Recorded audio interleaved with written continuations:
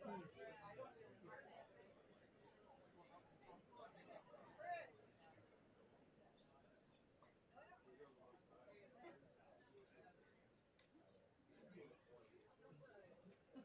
would like to join me according to whatever beliefs you may have in the name of prayer.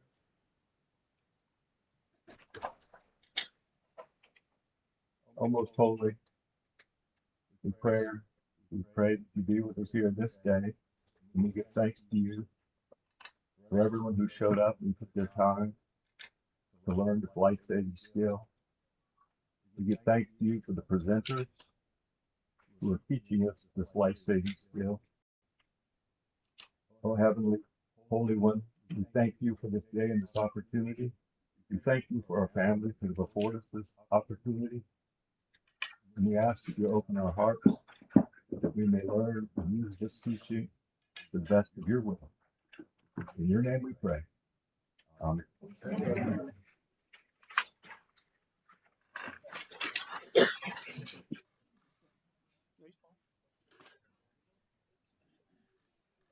My name's Matt Parks. I'm a lieutenant with the police department here at Mount Pleasant. I've been with the department a little over 23 years now. We appreciate everybody showing up. This is awesome. Do it every year and very impactful. A little bit about the police department. We have a small section, and then our community partners really hit it home for us. Whenever the police department responds to somebody in need, overdose, fatal overdose, non-fatal overdose, or somebody we consider at risk, we get their information and we put it into a system, and it immediately goes out to our community partners, Wake Up, Charleston Center, and they really handle it from there. All we give them is a brief, little bit of information, and they respond to the scene, link the resources. They do everything. Our footprint from the police department side is very small because we understand when we arrive on the scene, it's kind of chaotic, whether it's a fatal overdose, not fatal, or somebody at risk. And we're not the best ones to follow up or link y'all to resources. We're in uniform, got radios going on, very chaotic, stressful situation. So we'll immediately put that information. Hey, we're responding here. Can somebody from Wake Up, somebody from Charleston Center, can y'all come? Or what do I need to tell them? Who's going to reach out right now? Because we know we don't want to leave that person or leave the family, leave the scene without having the resources and the Narcan available to save a life, save somebody's life at a gas station or another family member. So that being said, I'm going to turn it over to our partners from Wake Up Carolina and let them take it from here, explain to y'all what they do. But they are the real heavy lifters of the community.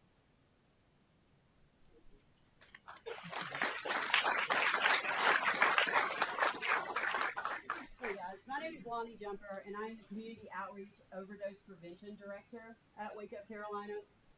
Wake Up Carolina is a nonprofit 501c3.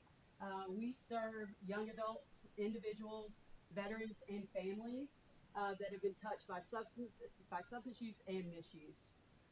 My journey with Wake Up Carolina started in this building. I was in treatment, and when I was in treatment, they told us about a 15-year-old boy who lost his life to marijuana that was cross-contaminated with fentanyl, and it invoked fear on me. At that time, I had two 14-year-old nephews. So when I got home from treatment on a Sunday afternoon, I looked at my wife and I said, we have to get Narcan. So she Googled it, and the first place that came up was Wake Up Carolina. And it just so happened that Wednesday was our, well, wasn't our event, but Wake Up Carolina's monthly community Narcan training. And so my sister and I came, and we sat in the front row, and we were trained and equipped with Narcan that evening. And at the end of that training, Nancy Stedman-Shipman, our founder and executive director, asked if there were any questions. And I raised my hand, right? And I said, yeah, I do. I got questions. And she goes, all right, what? And I said, yeah, they told me that if I want to stay sober, that I've got to do service work. And so I started volunteering immediately. Well, as soon as she emailed me that. But some of us know that joke.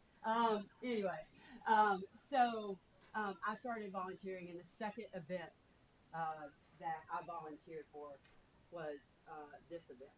So it was Light the Way for Hope, and it was hot and it was miserable, and when I walked out on that lawn after the sun went down, and I saw all the luminaries that were out there of people's loved ones that we had lost to overdoses, the fear was gone. It turned into passion, empathy, and dedication. So I want to thank you guys for being here tonight, and I hope that it takes the fear away from you guys and gives y'all passion, empathy, and dedication. Because until we can get the overdoses down to zero, none of our jobs are done. And that includes you guys. So that includes you guys carrying Narcan and being able to reverse an overdose for us. So enough about me and enough about Wake Up Carolina. I have the honor and the privilege to announce our speaker tonight. This woman inspires me on a daily basis. She was given a second chance, and she's taken that second chance, and she changes lives every single day. So, without further ado, Amy Collins. Good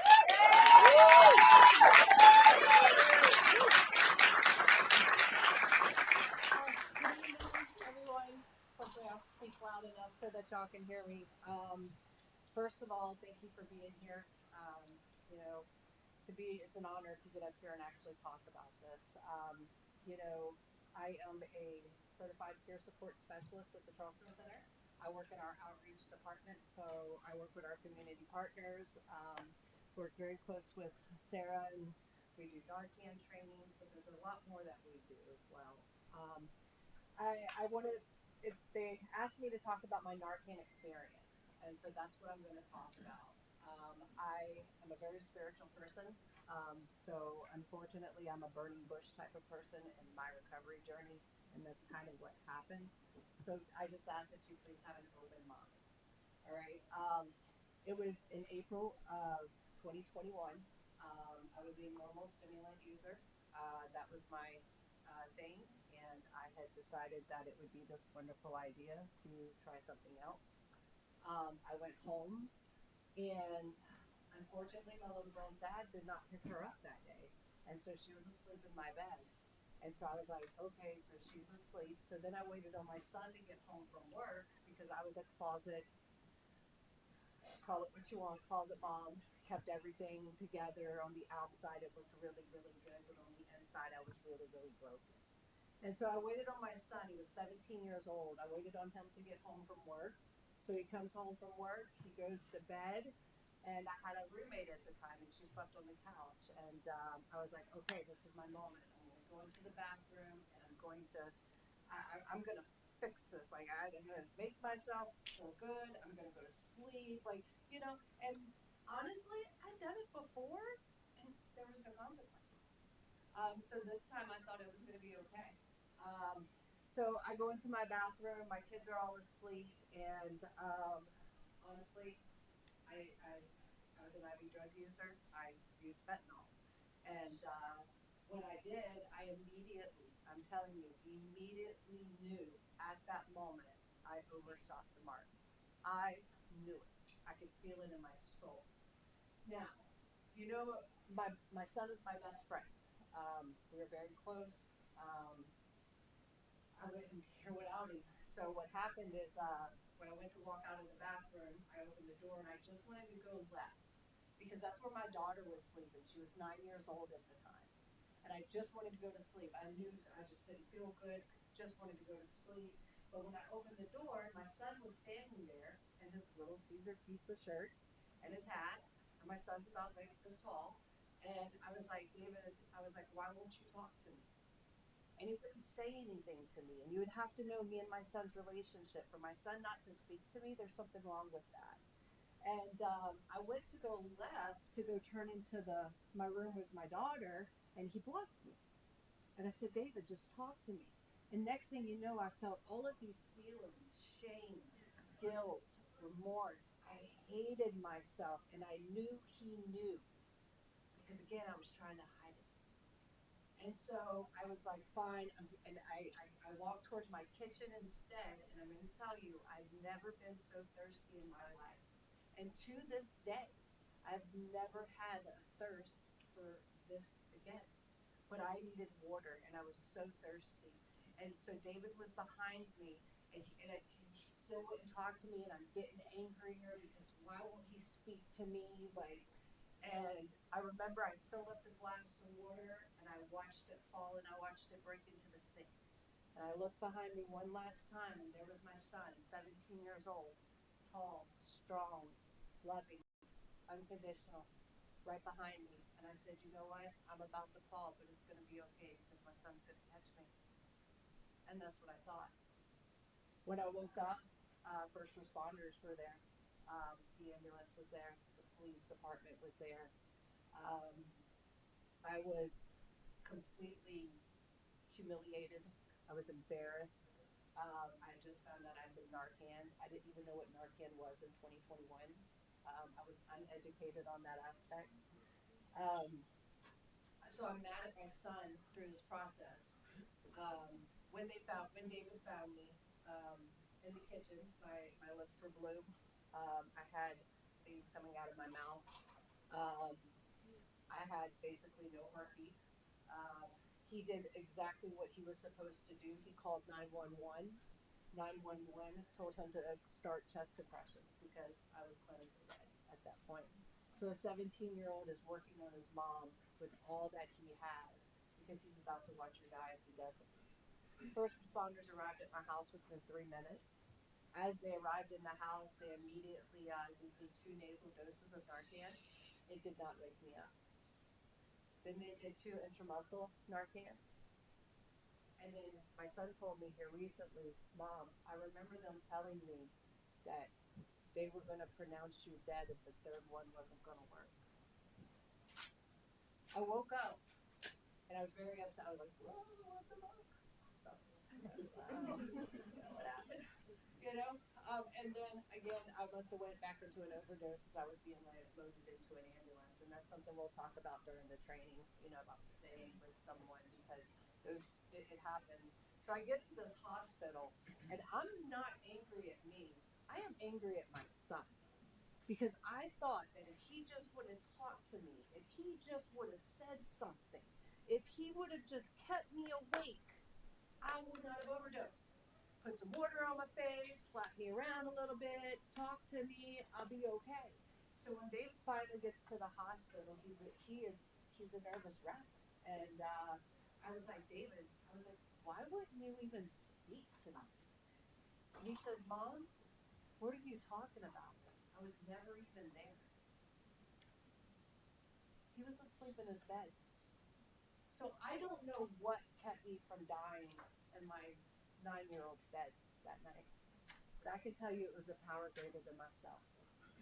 And there was something that had to show up in the way that I trust. I trust my higher power, and he knew that. So he had to send that to me and something that I could believe and trust in and hold on to. And when I found out that my son was not there, he was not the one keeping me out of my daughter's room. He's not the one that shuffled me to that kitchen. That was a higher power that did that. So that when I hit the floor, my son came running. He was just to get far enough in the house so that he could hear me fall. Because if not, I would have overdosed in the bathroom or in the bed with a 9-year-old. She would have woke up to a dead mother. And that is the reality of the disease. And, you know, so I say that, and again, I didn't know about Narcan, and I didn't know that Narcan saved my life. But let me tell you the life I had today. So I did not get sober that next day, right? It took me a few more months. I was spiritually broken. I mean, in a brokenness that I felt humiliated. I felt ashamed. I could no longer look at myself in the mirror. I couldn't hide it anymore. And it wasn't that I was trying to hide it from others. I couldn't hide it from myself. That's what I couldn't hide it from.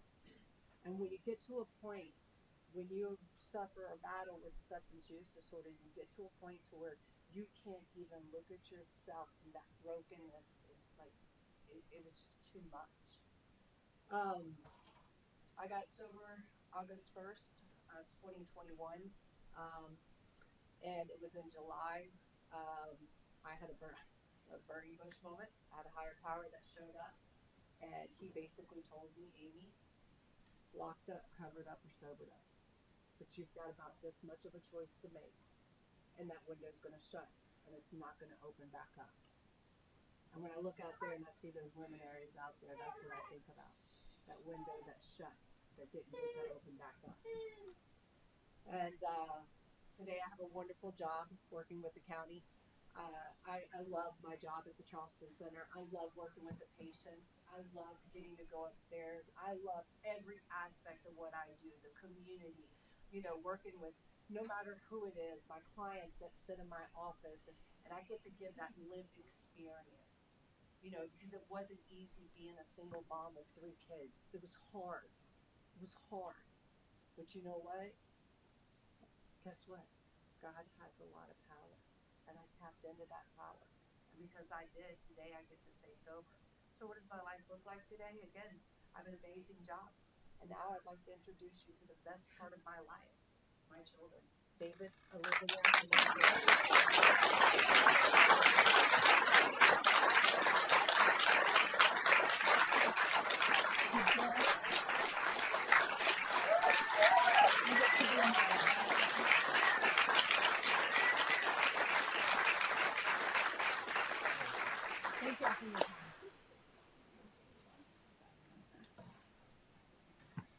well, now that I'm crying, I'm gonna I'm Sarah Hulse. I work at the Charleston Center.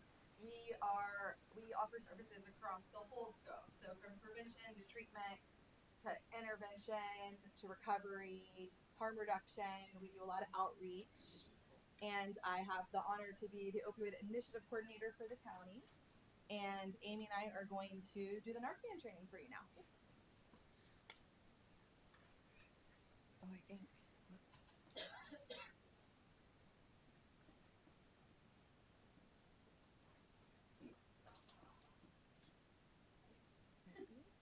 We're gonna do it. It's gonna happen. Yep.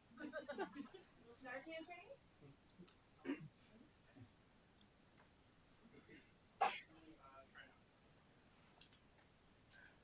I mean, good. Okay. Here we go.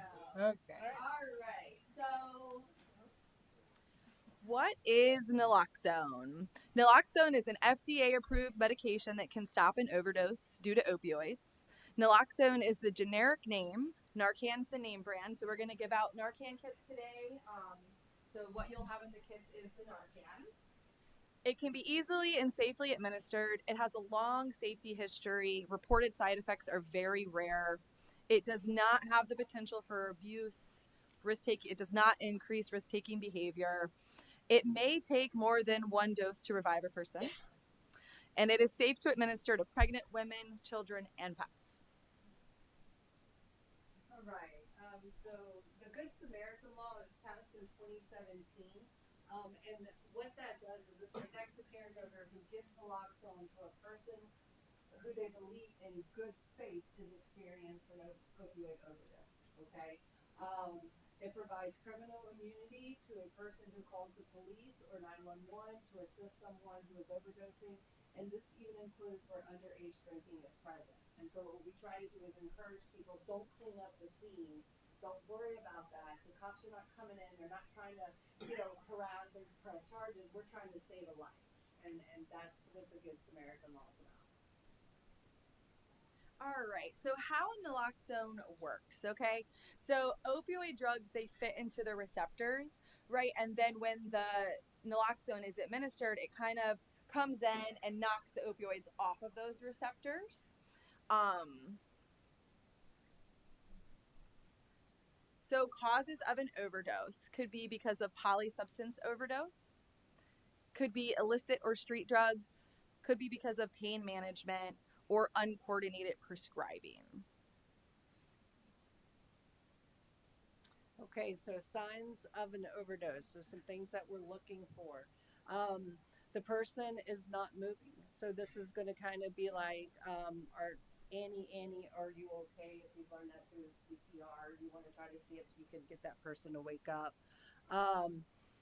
Breathing will be slow or absent. The person could possibly be choking. You could hear a gurgling or a snoring sound coming from them. The skin will feel cold and clammy. The pupils will be really, really tiny, and the lips and the nails are blue, and the person can't be woken up. You can also try what we call sternum rubs, which are really, really hard. And if someone is unconscious, then hopefully you can try to get away with that. All right, so step one is you're checking for those signs that Amy just talked about, using sternum rub, because if they don't respond to that, it's time to take pretty quick action. You're going to want to call 911. That's step two. If it's me and I'm the only one on the scene, I'm probably, as I'm checking for signs, I'm probably trying to call 911 on speakerphone just to kind of get that response activated as quickly as possible. If there's anyone else near, I might be yelling, "Hey, I need help, please come help," just to get somebody else on the scene. But you really want to activate 911 as quickly as possible.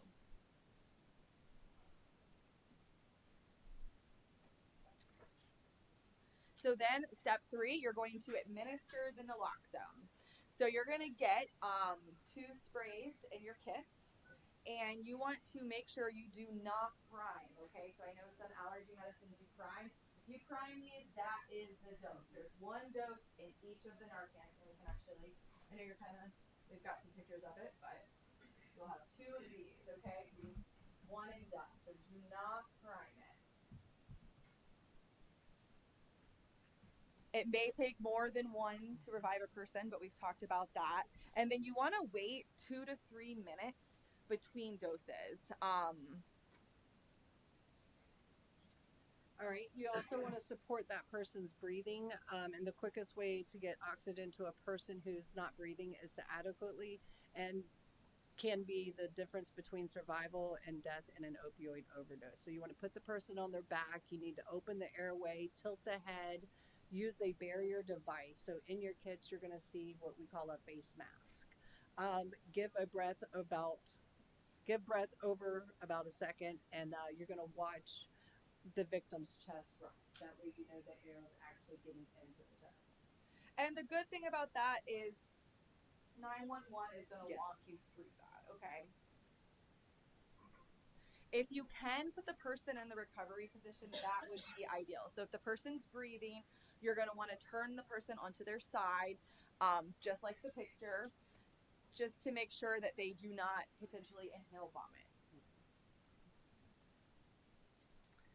So monitoring the person's response, spontaneous breathing usually begins within 3 to 5 minutes of the naloxone administration.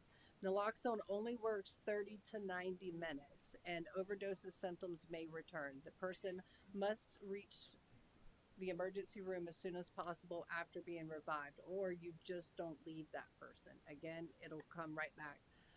All patients should be monitored for the recurred signs and symptoms of an opioid toxicity for up to 4 hours. That's why you'll see a lot of people go to the ER. They'll stay at the ER. That way we can just mainly just monitor them and make sure that they're not going back into an opioid overdose. So post Narcan, everybody wakes up a little bit differently, but most often kind of confused or disoriented. You can try to explain to them calmly what just happened, and then make sure they do not ingest any more of the substance or any other substance. Violent reactions are very rare, but sometimes occur when the individual has also ingested other drugs. But that's very rare. Usually it's disoriented and just confused. So the 411 on Narcan. This is kind of a little bit of a review because we've talked about some of it. But so 1 and done. Each unit only has 1 dose of Narcan. Do not prime it. You can't give too much Narcan. Narcan will not interact with other medical conditions or cause an allergic reaction. If somebody is, in fact, not overdosing from an opioid and you use Narcan, it's not going to hurt them. It's absorbed into the mucosal tissue in the nostril. So that's how it works. It's absorbed into that tissue. It only works for 30 to 90 minutes. So that's a reason why we really want to encourage that person to go with first responders and be monitored.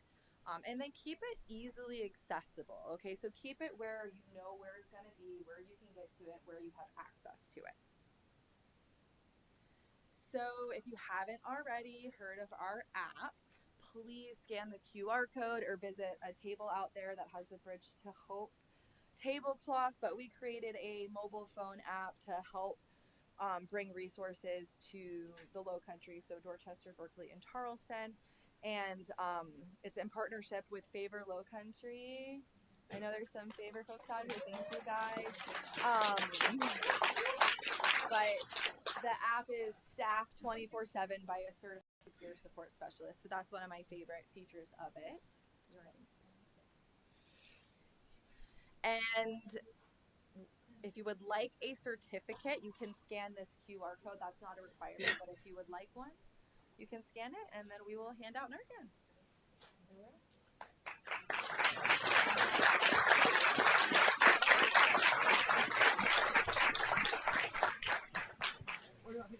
Yeah, y'all can come on up and get Narcan, and we probably, if you need more than one kit, we can give you more. I was just gonna sling it. Are we coming out?